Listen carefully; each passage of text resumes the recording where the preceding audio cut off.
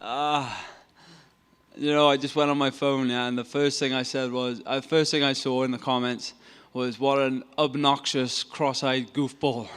And I thought, fucking hell, how do they know me so well? Oban, Yes, brother. How are you? Yes. Come on. how are you feeling? Oh, mate. Yeah. Well, look, the performance. Yeah. I mean, it took a while to get going. It's been like a 16-week, 12-week training camp. So I was really a bit weirdly calm in the back. I was really calm in that first round. So you look at the fight itself, like, he knocked me on my ass in the second. I beat the brakes off him in the third and, nicked the first. So, look, I won the fight. Obviously, you got to come on this show and impress. But I think I did that. But how I'm feeling, I'm a UFC fighter. I'm in Las Vegas holding a UFC microphone, and I can call myself a UFC fighter. So how do you think I'm feeling? Where's the howl ahead? What was the game plan coming into the fight? The game plan was watch out for his right hand and his wild strikes. So I fucked that one a bit. But yeah, mix it up on him. But he surprised me with how good he was at getting up. I couldn't really settle on him. And then when he got back to his feet, he was super aggressive. But like the way he fought was like, looking for the finish in a reckless manner. And, if you go for the finish and don't get it, you're probably not going to get the decision. So anyone can go in there and throw haymakers like he was, and I just had to stay composed. Don't get me wrong now. I've just come in here and beat someone with double my fights, a reigning world champion, and I was the underdog. And he knocked me on my... And he left it... I'm not trying to talk bad at him, but he left it on a stretcher. Do you know what I mean? So I know I didn't get like a spectacular one-sided finish, but I proved that I am more than good enough to be here. That second round, how hurt were you? I wasn't hurt. I was like a bit all over the place. Like I had my head with me, but my legs were gone. So I was just kind of like, oh no, whoa. And then when I seen him, like I recovered from the heavy shots, and they just reminded me about the armbar. I forgot about that.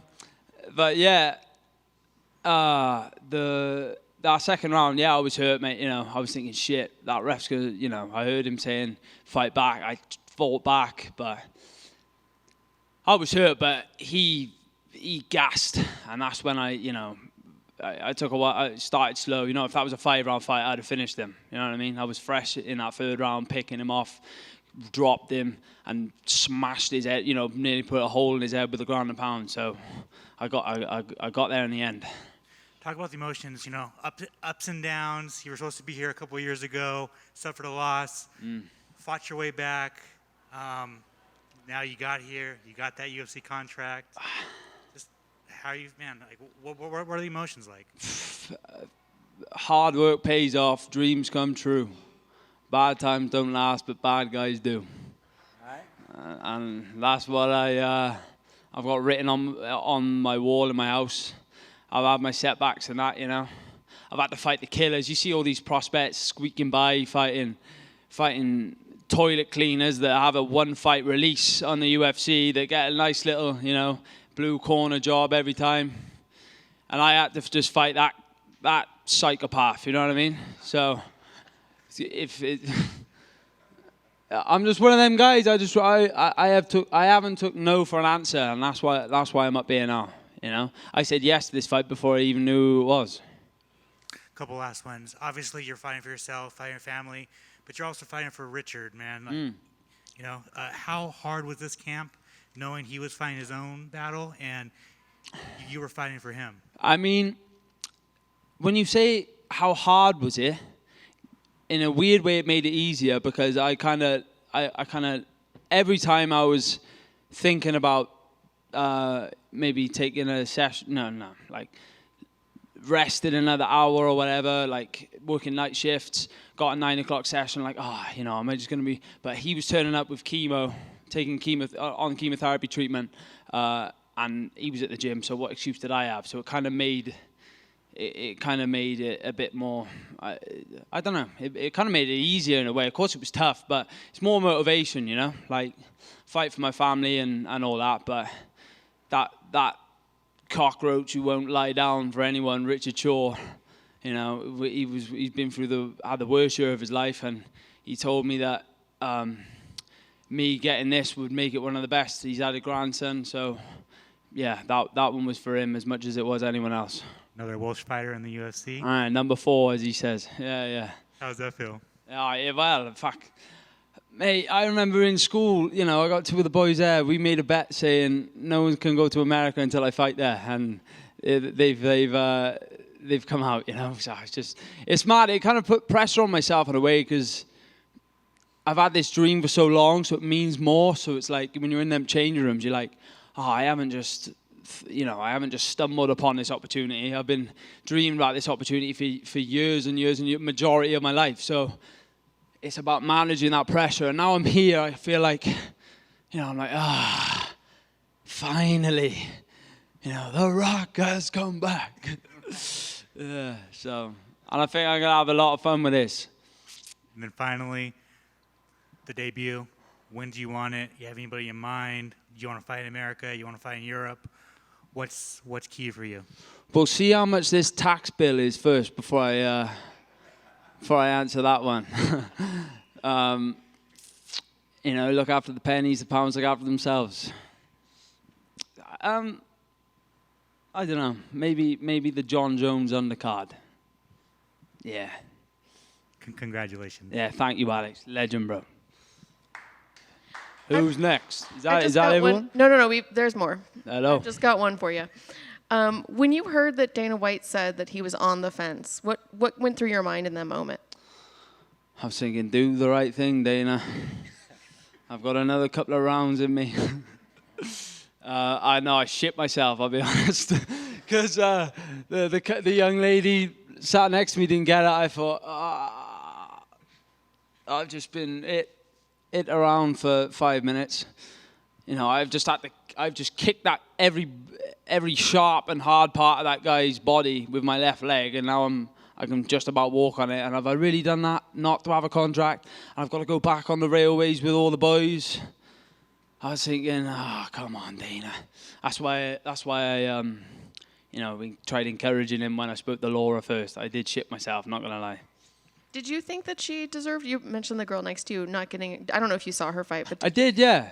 Well, when I'm not gonna lie, when he said there was times where he could have finished the fight, she could have finished the fight or looked for the finish, but didn't. I was thinking, I was trying to finish him in that third, so he can't say that about me, you know. So I was warming up. I wasn't paying too much attention to that fight, but that's shit for her, innit? But she'll come again, you know. If she's not ready, she's not ready. Dana told me, he's almost like, he said like, good luck, you know, as if to say like, I'll give you, be careful. He actually said, be careful what you wish for. So he's probably going to pull some, I don't know, Loch Ness monster out of his fucking closet or something. But I'll be ready. Yes, bro. You mentioned there what he did to you in the second round and then ultimately what you did to him in the third round. How'd you make that adjustment and ultimately get the win right there? Well, the first time he hit me and I went down, I've never fully been dropped before, so I just wanted to know what it felt like. But the rest of the round, he definitely was pinging me about. Yeah, that's what I would say. What was the question again? Like, how'd you make that adjustment from going from the second round to the third round? I looked at him and he had his hand on the top of the cage, and I said, "You're gonna have to kill me, motherfucker." And I said, "It's a bad place to be tired." So I just thought, right, 5 minutes now, try and get rid of him now. Do you know what I mean? And I couldn't get rid of him, but I did all I could. Don't get me wrong, that decision was nerve-wracking. And then that whole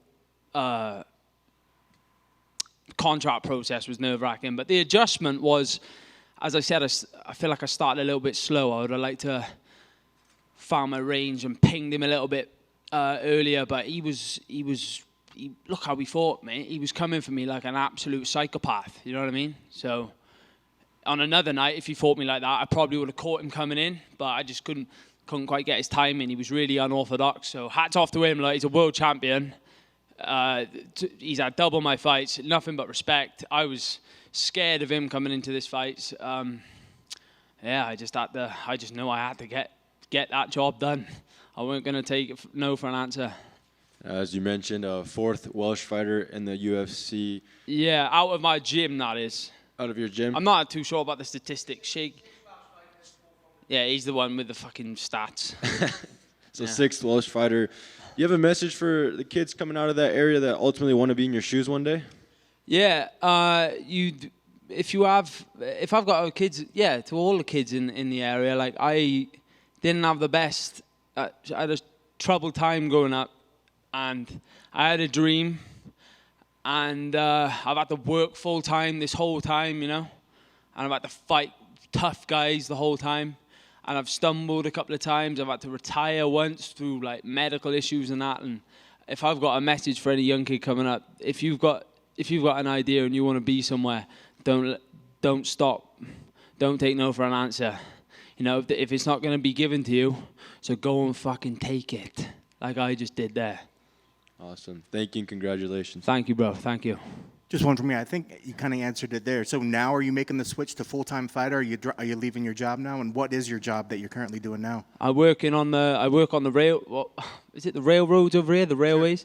Yeah. So I'm like a track worker. So it's like the shifts are pretty unkind. Like 10 in the night till 8 in the morning on the shovel. You know, I'm not getting any rest, and then I'm getting in like 8 o'clock in the morning when the sun's up, getting like 4 or 5 hours sleep, straight to strength and conditioning, and then straight to training, and then I'm like, oh fuck, I got a night shift again. You know, luckily in the couple of weeks leading up to the fight, the boys were like, don't worry about coming in, and they were booking me in for the shifts. Probably might get sacked for that. Yeah. So you're going for physical labor jobs straight. I'm only joking. I'm only joking. So what are the boys on the rail? Yeah, they were helping me out. They were helping me out, but like, yeah, you know, financially, like, I've been paying bills, working full time. Like, it's been fucking a nightmare. I've got a university degree. The amount of times I sat there and gone, fucking hell, man, I could get a good job, and I'm putting myself all under stress, going skint for what? I'm still on fucking Cage Warriors, and the phone goes, you got to fight this guy. I'm like, fucking hell, where's my toilet cleaners? Where are they? Do you know what I mean? Fucking hell, let me go in and have a little 3-round jab fest and you know, catch the eye of. But I had to do it this way, and I wouldn't change it, because as I go full time now, fighting in the best fighting organization in the world, where I can put everything into it, you know, my dreams come true. I have a feeling I'm going to have a fucking special run. And if any of my past is to go by, you know, I'm not going to take no for an answer in the UFC, just like I've not took a no for an answer in life. So, yeah. What was your degree in? Business management. I think you made the right choice. And he just knocked every bit of business management out of me in that second round. Fucking hell. But business management, yeah, you know, I couldn't tell you the first thing about it. In my final year, I was just paying people to do my essays. So, well, congrats on it, and welcome to the UFC. Thank you, brother. Thank you. Oban right here. Dana White had said that it was your will that earned you this contract. When you talked about your story and talking about exiting that second and going to the third, he was going to have to kill you. What's your message going into the UFC in this welterweight division, and the fans that are listening now? What's your message to everybody? You better be good, whoever I'm fighting next, because I'm a fucking nightmare. I'm just like as old Uncle Chael says, I'm that kid at the wrestling tournament that just don't go away. You know, if you beat me once, you'll have to beat me again for me to even accept it. I'm not really in a position to address the welterweight division because I just want to fucking hit the Las Vegas Strip, mate, and have a good time. So I'm a UFC fighter now. I'm a UFC fighter now. So, yeah, feels good. Fuck them all for... We'll address them next week. Congratulations. congratulations on the contract and enjoy the strip. Thank you, bro. Thank you. Oh, good. Thank you, everybody. Thank you.